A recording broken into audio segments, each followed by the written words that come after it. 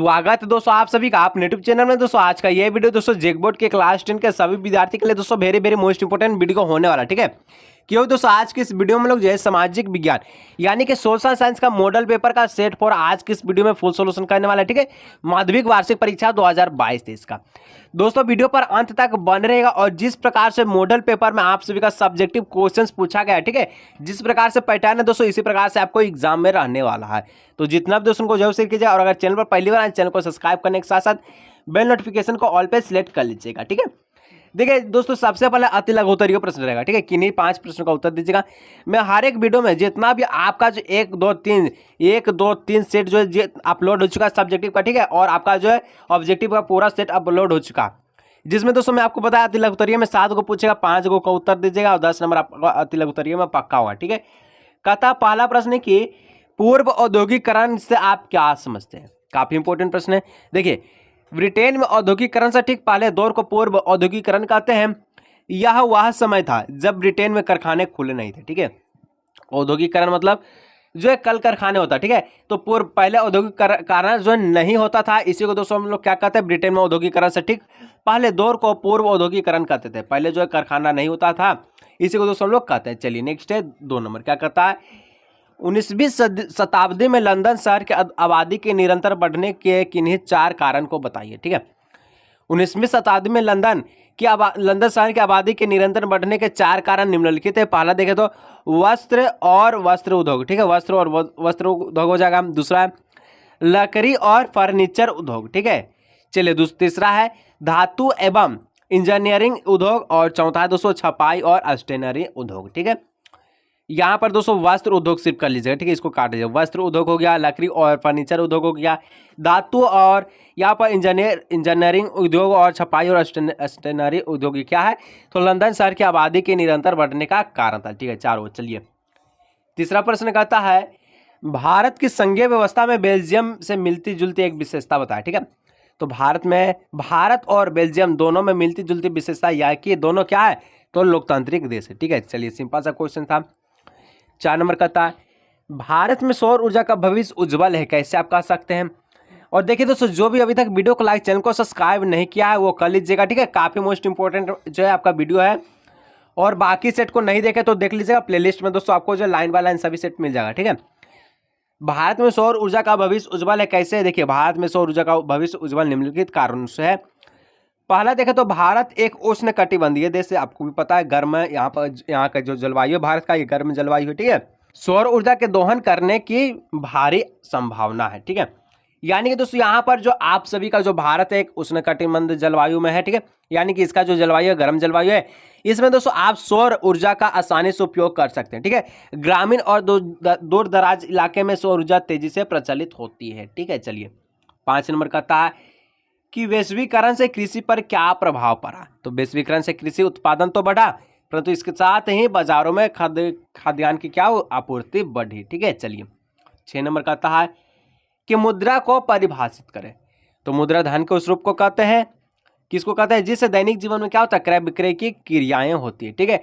मुद्रा धन के उस रूप को कहते हैं। जब भी आप कुछ भी सामान लीजिएगा तो आपको मुद्रा का जरूरत पड़ेगा, तो दैनिक जीवन में दोस्तों आप जो मुद्रा का उपयोग करते हैं, ठीक है, इसी को हम लोग मुद्रा का परिभाषा हो जाएगा। 7 नंबर कहता है उदारीकरण से आप क्या समझते हैं। उदारीकरण का अर्थ होता है ऐसा नियंत्रण में ढील देना या उसे हटा लेना जिससे आर्थिक विकास को क्या मिले, तो बढ़ावा मिले, इसी को हम लोग दोस्तों उदारीकरण कहते हैं। उदारीकरण का अर्थ होता है ऐसा नियंत्रण में ढील दिया जिसे या उसे हटा लेना जिससे क्या, तो आर्थिक विकास में बढ़ावा मिले। चलिए नेक्स्ट है, ये रहा लघुत्तरीय प्रश्न है।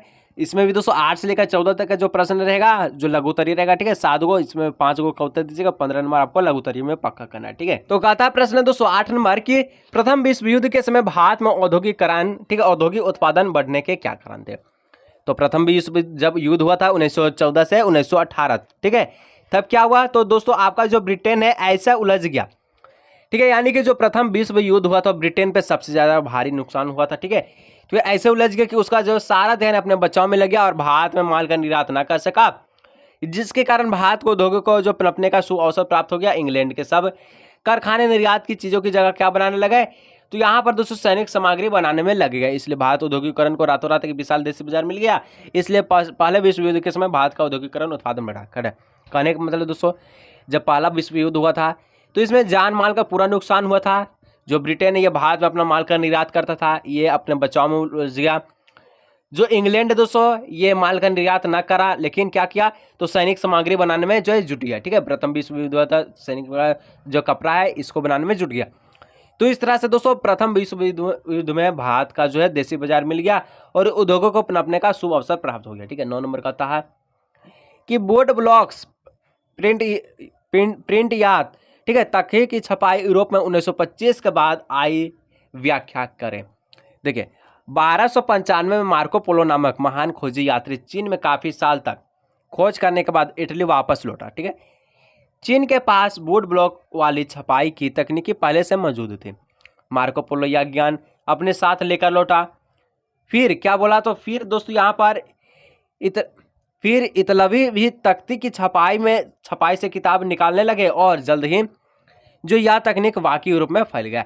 कहने का मतलब है दोस्तों ये जो आपका बता रहा है कि वुड्स ब्लॉक प्रिंट जो है, ठीक है, ये क्या तो यूरोप में दोस्तों बाद में आया था। सबसे पहले जो चीन में जो है मार्को पोलो नामक एक आपका जो योजी था, ठीक है, यात्री, जो कि क्या तो यह 1295 में ही क्या तो ये बोर्ड ब्लॉक तकनीकी छपाई का जो है खोज किया था। ठीक है, तो इस तरह इसका जो है राइट आंसर होगा। चलिए 10 नंबर का कहा, राजनीतिक दलों के सामने क्या चुनौतियां हैं। तो राजनीतिक दलों के सामने आने वाले विभिन्न चुनौतियां, शक्तिशाली उत्तराधिकारी, आंतरिक लोकतंत्र की कमी, बहुबल, पैसा आदि, ये सब क्या तो राजनीतिक दलों के जो है चुनौतियां। ठीक है, अभी 11 नंबर का आता है, लोकतांत्रिक व्यवस्था तानाशाही से बेहतर क्यों मानी जाती है। क्योंकि आपको पता है कि लोकतंत्र में सब चीज अपना अनुसार आप कर सकते हैं, लेकिन तानाशाही में ऐसा नहीं है। लोकतंत्र में आप अपने मर्जी के अनुसार सरकार को चुन सकते हैं और हटा भी सकते हैं। ठीक है, देखिए क्या उत्तर हो जाएगा। लोकतंत्र में सरकार को तानाशाही की तुलना में सरकार का एक बेहतर रूप माना जाता है, क्योंकि इसका उद्देश्य, ठीक है, समानता को बढ़ावा देना और व्यक्ति की गरिमा को बढ़ाना है। एक लोकतांत्रिक सरकार लोगों के प्रति उत्तरदायित्व होता है और उनके कल्याण के लिए काम करती है, जैसे कि मैं आपको बता दिया। चलिए 12 नंबर का आता है, प्राणी जात और वनस्पति जात के ह्रास के क्या कारण है। ह्रास के कारणों को लिखिए। देखिए, एक बड़े बांध के निर्माण और खनन जैसे मानव गतिविधियां से बड़े पैमाने पर वनों की ह्रास होती है, जिससे वनस्पति और जीवों के लिए जगह के साथ भोजन की स्रोत कम हो जाती है, जिसके परिणाम स्वरूप वनस्पति और प्राणी जात क्या होता है तो ह्रास हो जाता है। ठीक है, यानी कि बर्बाद हो जाता है। ठीक है, चलिए अब 13 नंबर का आता है कि अतिरिक्त मुद्रा वाले लोग और जरूरतमंद लोगों के बीच बैंक किस तरह से मध्यस्थता निभाता है। तो जिसके पास ज्यादा पैसा रहेगा क्या करता है, ये अपना जो राशि है ये बैंक में जमा करता है, जिससे इसको ब्याज में मिलता है और धन भी सुरक्षित रहता है। उत्तर में लिखिएगा, अतिरिक्त मुद्रा वाले लोग अपना अतिरिक्त धन को बैंक में, ठीक है, जमा करा देता है। ठीक है, और जहां से उन्हें क्या मिलता है तो ब्याज भी मिलता है और धन भी सुरक्षित रहता है। बैंक उस जमा राशि को ऋण देने के लिए प्रयोग करता है, जिससे जरूरतमंद लोगों को उचित दर पर ऋण मिल सके। इस प्रकार बैंक अतिरिक्त मुद्रा वाले लोगों के बीच, जरूरतमंद के बीच क्या करता है, मध्यस्थता की भूमिका निभाता। तो दोस्तों जैसे कि मैंने आपको बताया कि जिसके पास ज़्यादा पैसा ये क्या करता है, बैंक में अपना राशि को जमा कर लेता है, जिससे इसको ब्याज भी मिलता है। ब्याज मिलने के साथ साथ इसका पैसा सुरक्षित भी रहता है। सुरक्षित रहने के साथ साथ बैंक क्या करता है, जो जरूरतमंद लोग हैं उन्हें ऋण दे देते हैं उचित दर पर। ठीक है, ये रहा आपका आंसर। और अभी तक दोस्तों जो भी वीडियो को लाइक नहीं किया तो वो कर लीजिए और चैनल को सब्सक्राइब जरूर से कीजिएगा। ठीक है, बेल आइकन को भी प्रेस कर लीजिएगा। कहता है कि वैश्वीकरण प्रक्रिया में बहुराष्ट्रीय कंपनियां की क्या भूमिका है। ठीक है, बहुराष्ट्रीय कंपनियां विभिन्न देशों में अधिक से अधिक निवेश करेगी। इस अवस्था में वैश्वीकरण के कारण व्यापार तथा निवेश के क्षेत्र में विभिन्न देशों में एकीकरण में वृद्धि होगी। एक देश की तकनीकी पूंजी तथा श्रम दूसरे देश के काम आने लगेंगे, जिससे विश्व अर्थव्यवस्था का विकास होगा। यानी कि बहुराष्ट्रीय कंपनियां क्या करता है तो विश्व में विभिन्न देशों में आपका जो है निवेश करता है। ठीक है, अधिक से अधिक देशों में निवेश करता है। वैश्वीकरण के आज व्यापार, यानी मैं आपको बता दूं दोस्तों, वैश्वीकरण का अर्थ होता है कि अंतर्राष्ट्रीय बाजार में सभी देश आपस में क्या करते हैं, व्यापार कर सकते हैं। ठीक है, चलिए अब आ गया दीर्घ उत्तरीय प्रश्न दोस्तों। इसमें आपको 5 गो प्रश्न पूछेगा और आपको जो है 3 प्रश्न का उत्तर देना है। ठीक है, कहता है 19वीं सदी के यूरोप में कुछ उद्योगपति मशीन के बजाय हाथ से काम करने वाले श्रमिकों को प्राथमिकता देते थे। क्यों? तो 19वीं सदी के यूरोप में कुछ उद्योगपति मशीनों की बजाय हाथ से काम करने वाले श्रमिकों को प्राथमिकता देते थे, जिनके निम्नलिखित कारण है। पहला, श्रमिकों की अधिकता भी होती थी, श्रमिकों की मौसमी मांग होती थी, मानवीय कौशल से बनने वाले वस्तुओं उत्पादक की मांग होती थी, हाथ से बनी वस्तुओं का वित्त आकर्षण भी होता था और मशीनों की समस्या से छुटकारा भी होता था। तो इसके कारण दोस्तों 19वीं सदी में यूरोप जो उद्योगपति मशीन के बजाय हाथ से काम करवाना चाहता था, ताकि बिक्री भी ज़्यादा हो, मशीन की समस्या से छुटकारा पा ले, श्रम की मौसमी मांग हो जाए, श्रम का अधिकता भी हो जाए। चलिए नेक्स्ट बढ़ते हैं। 16 नंबर क्या कहता है कि संघवाद या संघीय शासन व्यवस्था क्या है और यह कितने तरीके से गठित होता है, इसकी व्याख्या करें। ठीक है, देखिए, संघीय शासन व्यवस्था से तात्पर्य उस शासन व्यवस्था से है जिसमें शक्ति का विभाजन केंद्र और राज्य सरकार के बीच होता है। संघीय शासन व्यवस्था दो तरीकों से गठित है, राज्यों का गठन और, ठीक है, क्या है, तो राज्य और राष्ट्रीय सरकार के बीच सत्ता का बंटवारा कर देना। चलिए नेक्स्ट 17 नंबर क्या कहता है कि उद्योग से प्रदूषण किस प्रकार प्रभावित होता है, इसे कम करने के उपाय आपको बताना है। ठीक है, उद्योग देश के आर्थिक विकास में महत्वपूर्ण जो है योगदान निभाता है, किंतु उद्योग ने प्रदूषण को भी बढ़ाया है और पर्यावरण का शरण किया है। उद्योग ने 4 प्रकार के प्रदूषण जैसे कि वायु, जल, भूमि और शोर का पैदा किया, यानी कि यहाँ पर आवाज़ के साथ। ठीक है, उद्योग से निकलने वाले जो है धुएं ने वायु और जल दोनों को बुरी तरह प्रदूषित किया है। कार्बन मोनोऑक्साइड और सल्फर डाइऑक्साइड जैसी अवांछित गैसों की अधिकता वायु प्रदूषण का कारण बनती है। वायु को प्रदूषण करने वाले ठोस व तरल दोनों ही प्रकार के पदार्थ होते हैं। वायु प्रदूषण जीव जंतु, पौधे, पदार्थ तथा वायुमंडल को प्रभावित करता है। जल प्रदूषण का अनेक स्रोत है, जिसमें से आपका अधिक महत्वपूर्ण क्या होता है, औद्योगिक अपशिष्ट, जिन्हें नदियों में छोड़ा जाता है। कहने का मतलब दोस्तों यहाँ पर क्या कहा था कि उद्योग से प्रदूषण किस प्रकार प्रभावित होता है। तो दोस्तों उद्योग जो कल कारखाने, इससे बहुत मात्रा में दोस्तों प्रदूषण फैलता है। ठीक है, वायु प्रदूषण भी होता है, जल भी होता है, भूमि प्रदूषण भी होता है और शोर भी ज़्यादा मात्रा में पैदा करता है, जिसमें से एक हानिकारक जो है गैस निकलता है, कार्बन मोनोऑक्साइड और सल्फर डाइऑक्साइड। ये ऐसे गैस है दोस्तों जो वायु प्रदूषण में कारण का जो है वायु प्रदूषण को जो है प्रदूषित करता है। ठीक है, चलिए इसके बचाव के उपाय। तो उद्योग में वायु प्रदूषण को कम करने के लिए, ठीक है, आस्क्रोड यंत्र का जो है प्रयोग करना चाहिए। उद्योग से निकलने वाले धुएं के लिए बहुत ही ऊंची चिमनियों को स्थापित किया जाना चाहिए। चलिए अब है दोस्तों 18 नंबर कहता है कि संगठित और असंगठित क्षेत्र के बीच आप विभेद कैसे करेंगे। संगठित जो सरकारी होता है, असंगठित जो क्या होता है, प्राइवेट होता है। संगठित में देखिए हम लोग क्या अंतर करेंगे, चलिए यहाँ पर लिखा है साफ साफ। ठीक है, तो संगठित और असंगठित क्षेत्रों में अंतर निम्नलिखित है, ये संगठित है, ये असंगठित है। तो संगठित का पहला देखें तो इस क्षेत्र में कर्मचारी को रोजगार व सुरक्षा का लाभ मिलता है। इस क्षेत्र में काम करने वाले लोगों को सुरक्षा का लाभ नहीं मिलता है, ये दोनों में अंतर हो गया। दूसरा में हो देखो क्या लिखा, इस क्षेत्र में कर्मचारी एक निश्चित समय तक ही काम करने की आशा की जाती है।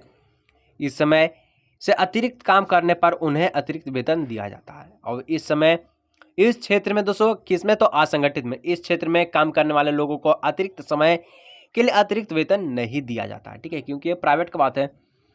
थर्ड में हो जाएगा संगठित क्षेत्र के कर्मचारियों की सवेतन अवकाश की सुविधा होती है, जो कि ऑब्जेक्टिव में काफ़ी बार पूछा है।